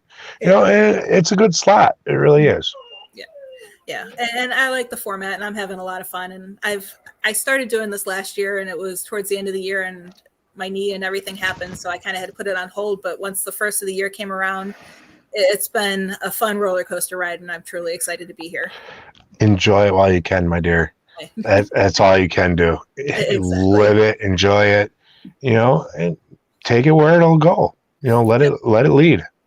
Yep, exactly. And so I wanted to talk about Bigfoot again real quick, just because I find that very interesting. And I don't have a lot of people on my show that talk about Bigfoot. What would you do if you ever encountered one face to face? Honestly, I would do a little bit of like a submission. Let them know I'm not a threat. Definitely don't smile at them and show teeth. Wrong thing to do. But try to find a way to let them know I'm there in peace and try to interact with them. I would love a Bigfoot encounter, and that's one of the things I actually put out into the universe, that not just Bigfoot, but any of these cryptid creatures. I put out there, if I go on an investigation, hey, I want to see you. I want to interact with you. I mean you no harm. And I think it would be awesome. Yep. It's kind of like the skunk ape here in Florida. Yeah. He's got many different names. A lot of people believe they're all the same. It's like my employer, he's from Nepal. And over in that area, you have the Yeti. He goes, oh, Bigfoot live over there. I'm like, oh, Bigfoot is here too. He's brown. He's not white. Right. And that also makes me wonder is like, why are there so many different versions of it? Even though they're the same kind of entity, they look differently. Yeah. My biggest theory on that one is they adapt to their environment, just like humans have over the years. He's brown up here because where does he live? He lives in the woods. Right. Over there, he's white. He lives up in the snow-capped mountains. That's camouflage. That's protection for him. Right. Yeah. My thing is, though, if I was an interdimensional being, if that's what Bigfoot is, I'd, come here to Florida or somewhere warm. I don't know if I would. Well, you got the skunk ape, so he's there. I know. But that would be my personal choice if I were to come back. Right. I don't know. I heard it gets pretty humid down there in the summertime. It does, but it's not too bad. I mean, we moved from Florida to Vegas and we loved it in Vegas because there was no humidity. But then the 120 degrees in the summer kind of got old. Yeah, I got to go spend some time with my father-in-law down in Benson, Arizona, and I loved it. It was, the heat was all right, but it was like everyone says, it's a dry heat. And being a smoker and being overweight, I was breathing better down there. And I get up here and it's only 70 degrees. I'm like, holy crap. And I'm sweating and everything. I'm like, man, I forgot what this was like. I was only gone for a few weeks. Right. Exactly. I mean, I know when we flew in to Florida to visit my parents, they didn't even open up the door to the airplane yet. My son's like, oh my God, it's humid already. Yeah. But yeah, we packed the truck. It was September and it was 120 degrees in Vegas. And when we got here, it was like in the low 80s. It was so nice. Nice. It was nice. Definitely glad to be back home. Yeah. Hey, you got to be where you're happy. Exactly. So can you share on any events or any things that you have planned coming up soon? Yeah, actually, coming up this summer, we have a convention coming up in Marionette. It's the Marionette Menominee Bigfoot and Paranormal Convention. That would be June 9th and 10th. I believe it's at the Best Western in Marionette. And if people are wanting to come out and meet the team or see some of the amazing speakers we have, they can go right on to the CAPS website, wisconsincaps.com. There should be links that lead you there. Or check out Wisconsin Caps on Facebook. I believe we're on all the social medias out there. And Wisconsin Caps, that's Wisconsin Cryptids, Anomalies, and Paranormal Society, for those that don't know. And then this weekend, we're actually having something for Valentine's Day, Bean Snappers Paranormal Tour. You can get tickets right off our website that way. And most of the team's going to be there. If not all of us. I'm not sure how many are for sure coming. I know I'll be there for sure because that's right down the road from where I live. So, and like I mentioned before, I'm looking forward to going back. And this site, it's a historical site. It was built back in 1877. So there's a lot of history there. Yeah. So that's on February 12th. We're running a special. Buy one, get one half off, for the Valentine's Day. So those that are into the paranormal, couples that are into it together and they're in the area, hey, come out, meet us, do an investigation. It's for not only the experienced investigator, but also those that want to kind of dabble or be a tourist, like you said. Ones that want to get out and see what it's all about. If you have your own equipment, bring your equipment. If you don't, we have equipment on site. Yeah, that's so. Yeah. Other than that, the only other thing that I'm thinking about going to personally this year would be the MI Paracon. Went there last year, had a blast, and I think I want to go back this year. Yep. Yeah. There's several conventions on my list this year, so I'm just I've been holding off, waiting for my doctor to tell me I can travel. But I've gotten that clearance now, and I'm looking forward to what this year has to offer. I've been telling people this year is going to be amazing for the field. Yeah, I really want to get out and hit the convention scene, but having time, that's the big thing. So I got to choose wisely. Exactly. Pick and choose, and it's one of those, just go with it. Because once you choose, it's, you're kind of, I don't want to say stuck with it, but, and that's why I always tell people to research your conventions that you're going to before you go, because like the one that they held in Vegas 2 years ago, that was a disaster. Oh no. Yeah. I don't know if you've heard about it, but they didn't pay their talent and they had big names there. Yeah. Oh, not good. Yeah. So it's yeah. But hopefully because Vegas, it's a lot of people showed up for the event. Right. You'd think that'd be a huge event, huge turnout. Yeah. And it's like the perfect place to host it. So hopefully someone comes up with something out there again, because I want to get back out there, especially with the books I've written about Vegas. Yep. It's the perfect venue for me. Perfect place for you. Yeah. Me, I've never been to Vegas. It's on my bucket list. And I think that'd be a pretty awesome reason to go. Right. Exactly. And I think it was held at the MGM Grand, and that's a beautiful hotel. But it occurred the December after we moved. Otherwise, I would have gone. Yeah, moving kind of takes a lot out of you. Physically and financially. Right. So I like, again, oh my goodness. If you saw what's in my head goes 100 miles an hour. I suffer from that too. Don't worry about it. Especially when I lay down at night, trying to get this thing to shut off. It's impossible. No, it doesn't happen. Usually a glass of wine helps me with that. But speaking of joining teams, I know I talked about that earlier, but do you have any recommendations for someone new to the field looking to either find a mentor or find a team to join? Do your research on the team that you're looking at joining. Don't go it alone. Look at the reputability of the team. See what they've done, what they've researched, how many years they've been doing it, and make sure it's someone you can trust, because you have to have your team's back as much as they have yours. Something definitely could go wrong, and if your team don't know how to handle it, you're up shit's creek. So that's the biggest thing. Do your research. Mhm. Don't just jump on board with the first team that that you find. Look for those that have been doing it for a while. And then if you know anybody that is currently on a team, talk to them. Learn more about it before you decide to go full-fledged into this. Yep, exactly. And just because they have the brightest website and all the fancy gadgets on their website and a YouTube channel doesn't mean that they're the team to go to. Exactly. Not that there's anything wrong with that, but it's don't judge it just by that. Exactly. Dig into it. Meet them. Don't just go say, hi, I'm so-and-so, and I want to join your team.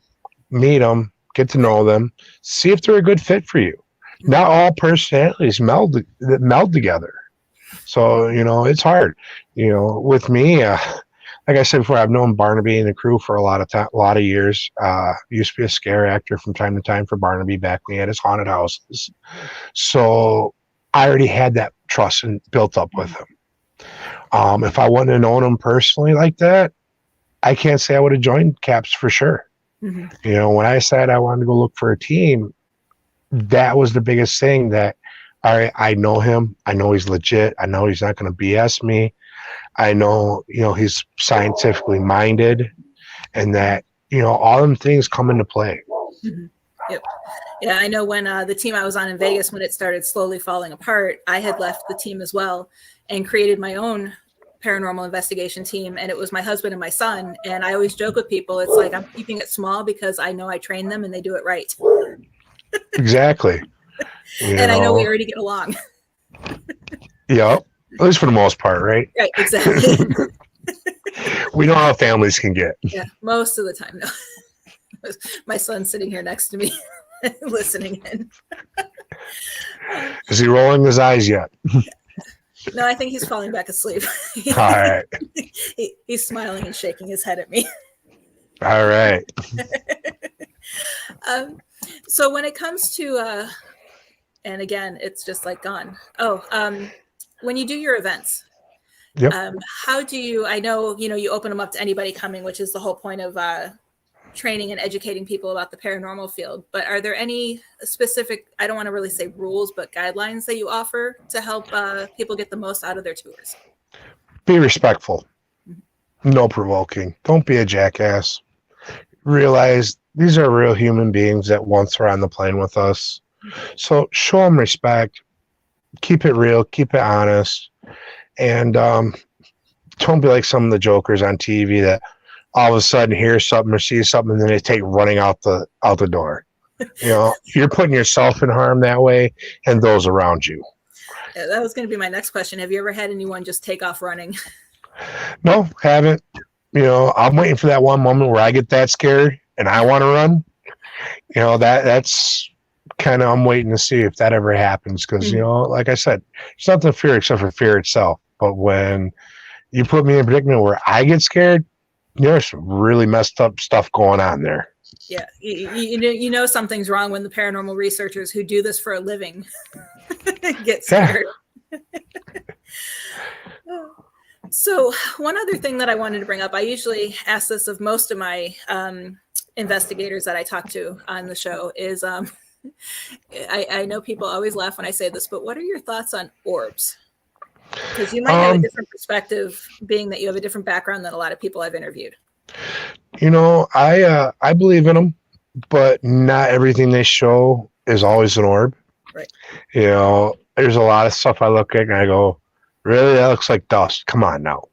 Or I'll see something, I go, that's got to be something, or a fraction off a camera. I'm analyzing it. Mm-hmm. But I totally believe in orbs as being energy. Could be possibly future manifestations. It's that ball of energy is there for a reason. Mm-hmm. And I've seen them go through the fields up on the reservation before, and you see something out there, a light just shooting through a field, but there's no cars around, there's no people around, there's no one with a flashlight. Mm-hmm. So that's all you can say is, that's interesting. And it's unidentifiable, it's small, it's got to be an orb at that point in time, because there's nothing else that I could classify it as. Right. If I can find a way to classify it and debunk it, believe me, I will. Mhm. But if it leaves me scratching my head, then we got to start looking at it being paranormal. Mhm. Yeah, no, I always 9 times out of 10 when I'm shown a photo, I'll dismiss it automatically just because there are a lot of explanations as far as photography. Yep. But if it's something I've seen with my own eyes, then it's like, okay, well, you can't really dismiss that as a bug. Right. You know, you see it with your own eyes. It's a totally different deal. Exactly. You know, so you just got to learn to trust yourself and basically pay attention. Mhm. You know, don't take everything you see as being 100% legit. Mhm. And that's me telling you guys out there that's listening to this, you know, use your brain. We have one. Right. Just because someone says this is this doesn't mean it is. You know. And I know earlier we talked briefly about interdimensional beings and UFOs, but what are your thoughts? Do you do any research into UFO activity? We actually did for a season for Caps. That's going to be released here in the future. We actually, down the road from my house, my wife heard of someone who's possibly seeing a UFO. And so I've been kind of watching the skies in my area lately for the last few weeks, kind of saying, let's see if anything, happens. Mm-hmm. And I know some people say that, well, if you think about it and you kind of let them know you're there and you want to have contact with them, you can draw them in and stuff like that. So I've tried some of them techniques. Mm-hmm. Nothing yet, the one time I did think I had something within the past week or so, I believe it was that balloon that was floating across the country. Yep. Because for a few nights in a row, I'd leave work and I get on the back roads and there's this glowing thing up in the sky and it kind of seems like it's hovering and, not really putting off any light other than just white light. And I'm like, well, it's not a plane. It's not a freaking satellite. And then, well, maybe it's a planet, maybe it's a star, who knows? But then all of a sudden, after we hear about, this balloon being in the sky and them shooting it down, I haven't seen it since. So makes me wonder if that's what I was kind of seeing floating across. Right. And that's the important thing about doing everything you can to come up with a reasonable explanation before, writing anything off as, paranormal or UFO or anything along those lines. Yeah, you have to do your research. Look at all the avenues. Don't always take it at face value. Mm-hmm. The videos I have on my phone, I could very easily throw up on TikTok or Facebook. Say, hey, look, I got a UFO, but it's not. Right. the ones that want paranormal activity so bad, that they'll do anything to throw it up there. Yeah, no, I don't post anything unless I believe in it. Mm-hmm. Of course, maybe a stupid meme here and there just to get a good wisecrack. But other than that, any kind of information I put out there with the best of intentions. Mm-hmm. Yep, exactly. And that's what I like about interviewing people is you get to meet so many different people and they all have the same, ideas. Like you said, sharing stuff that is true and that you've researched and you're just out there. Oh, that looks interesting, and hitting share. Yeah. So we still have a few minutes left. Real quick, one other topic I wanted to bring up was, what are your thoughts on Skinwalker Ranch? A lot of crazy shit down there. I've watched quite a few of the episodes. I know Barnaby had a chance to go down in the area and check that out. I honestly would like to go check it out myself and see what I really can see, feel, or hear or experience down there. Far as what I've seen on TV, kind of mind-boggling. Because not only you have that one, but then you have another ranch had a show that's over in that area too. I think it was some kind of frog ranch or something like that. And before I could even think about making a honest, legit comment on that, I'd have to go experience some of these things myself. Right. So that's something I'd like to do. Yeah, I've watched that show, and it's like I keep saying, whenever they do an experiment, it's like, well, no, you need to do this too. Yeah, try to debunk it. Right. Try to show, okay, you're trying to figure out what it is. Great. but let's figure out what it's not also. Right. Was the biggest thing. Yep. Yeah. And I like how Yeah. they take it that extra step to try to figure out what it could be, but they never finish. I always feel like the what it could be is left hanging. But that's Joys of television. Remember, them shows are there for entertainment. right. Exactly. We can take bits and pieces of it and ponder on it, or even use it as you research as we start finding more information about that. Mhm. But the bottom line, it's entertainment. Yep. Yeah. Even the documentaries that we were in, it's like there's still some creative liberties that the documentary team took, but it's they were very good. But just like we did one thing I always talk about is we did a dowsing rod session. Okay. And we got no responses whatsoever. But during a montage of just a whole bunch of videos that they were playing back to back during one of the sections of the documentary, they had me showing how the dowsing rods should move. So you see me there holding the dowsing rods with my thumb, moving them. And it's obvious. It wasn't one of those things where it's like I was trying to hide the fact that I was moving it. They said, hey, how do dowsing rods work? And I'm like, oh, they open and they close. Right. And of course, that's the part that they took to put in the documentary. That's one thing. When anytime anyone busts out dowsing rods, I'm watching their hands. Mm-hmm. And especially if I got my camera on me, Mm-hmm. that's my center focus, because I'm looking to debunk it. Right. Yep. So. Yeah. But it was just so funny. It's like we got no responses with the dowsing rods through the entire investigation, but that's the part they chose to show. Yeah. At least they didn't have me ask a question and then show me do that. Right. I would have been. That they played one after another. I've been upset. If they would have pulled something like that, I'd been on the phone. Hey guys, we got issues here. Right. You're gonna make a public apology or something. Right. You're gonna make this right, because you're damaging my credibility. Mm-hmm. Yep. But and we all work so hard for that too. So. Right. Yeah. But other than that, they were great, and I get why they put it in there, because they needed to fill space. But it was like any video but that. Yeah. So we're getting close to coming to the end. Was there anything else that you wanted to share that we might have overlooked? No, I think we kind of hit a bunch of the different things that I wanted to talk about, and hopefully I was able to answer any of the questions you had come up that you were thinking about. I think so. Yeah. It's like I said, I start off with a short list of questions, and then I just let the conversation take us wherever we end up going. Yeah, I was kind of curious how you're going to do it, because, some places, say, hey, well, we want to talk about this, or we want to talk about that. Very few kind of say, hey, come on my show and we'll figure it out as we go, which that's what I like. Right. Because it's genuine that way. Right. And even because I talk for 30 minutes before the guest usually comes on, and I joked with Todd last week that half the time I don't even have a script for that. I just, I'll just start talking, and whatever comes to mind, I'll pick a topic and I'll just start talking. Yeah. That's kind of how I go. Mm-hmm. And I also like to, I know it's morning and not a lot of people are up yet and watching, but I do like to let the audience also kind of guide the questions, because I want to talk about what they want to hear. Exactly. If you don't cater to your audience, you're going to lose them. Right. Exactly. And they're the ones that actually are our supporters, our fans, those that, we needed to be there for. Mm-hmm. Yep, exactly. So before we go, can you just remind everybody where they can find you and your team?